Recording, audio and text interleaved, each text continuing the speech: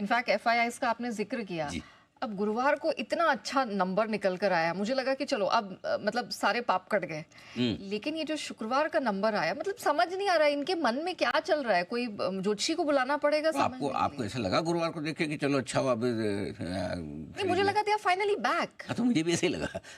तो आपको लगा तो गलत थोड़ी लगा। तो शुक्रवार को जो एफआईआई ने बेचा थोड़ा सा शॉकिंग था, सरप्राइजिंग था, चौंकाने वाली बात थी। गुरुवार के एक्शन के बाद ऐसा लगा नहीं है। नो डाउट कौन सी गुरुवार को मंथली एक्सपायरी थी तो वीकली एक्सपायरी। एग्जैक्टली। तो अब ये क्या है, थोड़ा वीकली एक्सपायरी पे बाकी सबकी बंद हो गई ना, निफ्टी की बची है। तो एक थोड़ा एक्शन शॉर्ट कवरिंग वगैरह का वो ज़्यादा हो गया।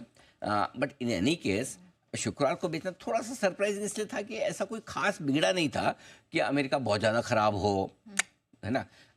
बस ऐसा भी नहीं कि आप 14% से इंडेक्स लॉन्ग पोजीशन पे 20% पे आ गए तो 6% पर, मतलब ऐसा थोड़ी कि आप 70-80 पे हो।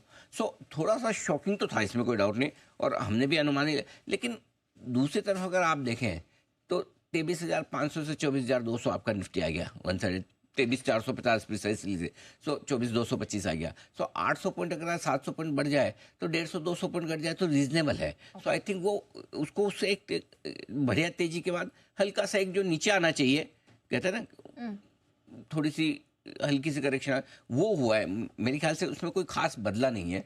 हाँ, रहा सवाल शुक्रवार का, कैश स्टॉक और इंडेक्स फ्यूचर्स मिलाकर 7,570 करोड़ की बिकवाली की है, जिसमें 4,227 करोड़ की एफआईआईस की कैश में बिकवाली, 1,920 करोड़ के स्टॉक फ्यूचर्स और 1,423 करोड़ के स्टॉक फ्यूचर्स और 1,920 के इंडेक्स फ्यूचर्स बेचे हैं। मेरा ये मानना है कि गुरुवार को 15,000 करोड़ के आसपास की खरीदारी की थी डायरेक्शनल, उसकी आधी शुक्रवार को भेज दी।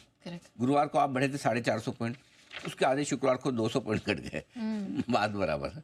कोई टेंशन नहीं। तो मुझे नहीं लगता है कोई ऐसी खास दिक्कत वाली बात है। मेरे लिए सबसे बड़ा पॉजिटिव क्या है इन डेटा में, एफआईआईस की इंडेक्स लॉन्ग पोजीशन घटकर 17% पे।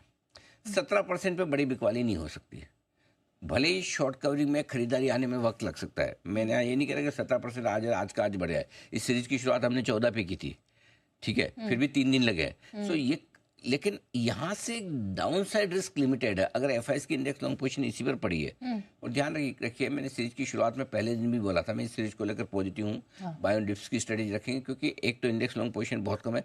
जनवरी की सीरीज आमतौर पर पॉजिटिव रहती है, देती तो बड़े मुंह देती है। जब भी 17-18% के नीचे आपने देखा है, ठीक है, उस सीरीज में निफ्टी ने अच्छा कमाल किया है। 2-3% से 5% तक की तेजी भी बनी है। सो पॉजिटिव रही है, कोई दिक्कत वाली बात नहीं। एफआई हल्के हैं, हाँ, कैश में बेच सकते हैं, बिल्कुल बेच सकते हैं, लेकिन कब और कितना वो वाली बात है। तो और रिजल्ट सीजन के पहले अब बड़ी बिकवाली इसलिए नहीं आएगी, अब नया बेचना होगा तो रिजल्ट के बाद बेचेंगे। ठीक है।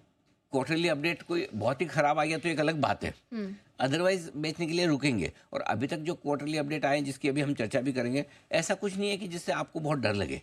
हाँ, बहुत जोश देने वाला भी है नहीं है, लेकिन ऐसा भी नहीं कि जो आप ये कहो कि ना ये तो सितंबर वाले से भी खराब आ रहे हैं। करेक्ट। सो ये सारी चीज़ें, तो इसलिए मेरा मानना है कि लोअर लेवल पे एफआईआईस की शॉर्ट कवरिंग का सहारा आएगा।